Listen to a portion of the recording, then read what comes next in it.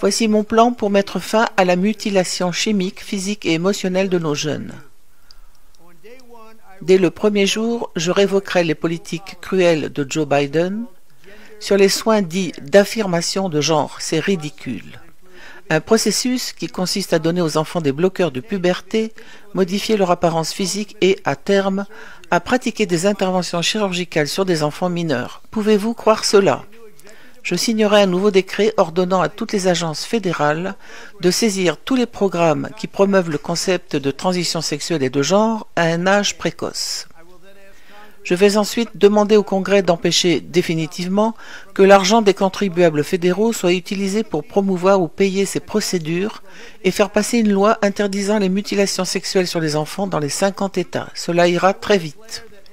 Je déclarerai que tout hôpital ou prestataire de soins de santé qui participe à la mutilation chimique ou physique de jeunes mineurs ne répondra plus aux normes fédérales de santé et de sécurité pour Medicaid et Medicare et sera immédiatement exclu du programme.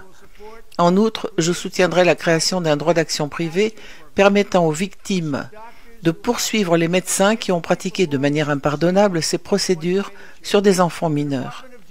Le ministère de la Justice enquêtera sur Big Pharma et les grands réseaux hospitaliers afin de déterminer s'ils ont délibérément dissimulé les horribles effets secondaires à long terme des transitions sexuelles afin de s'enrichir aux dépens de patients vulnérables et, dans ce cas, très vulnérables.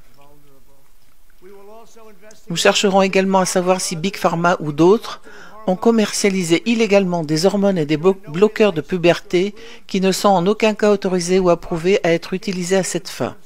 Mon ministère de l'Éducation informera les États et les districts scolaires que tout enseignant ou responsable d'école suggérant à un enfant qu'il pourrait être enfermé dans le mauvais corps s'exposera à de graves conséquences, y compris à des violations potentielles des droits civils pour discrimination sexuelle et à la suppression du financement fédéral.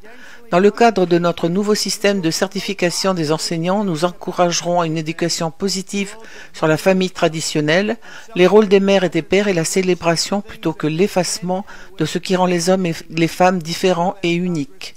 Je demanderai au Congrès d'adopter un projet de loi établissant que les seuls genres reconnus par le gouvernement des États-Unis sont hommes et femmes et qu'ils sont assignés à la naissance. Ce projet de loi précisera également que le titre 9 interdit aux hommes de participer à des sports féminins.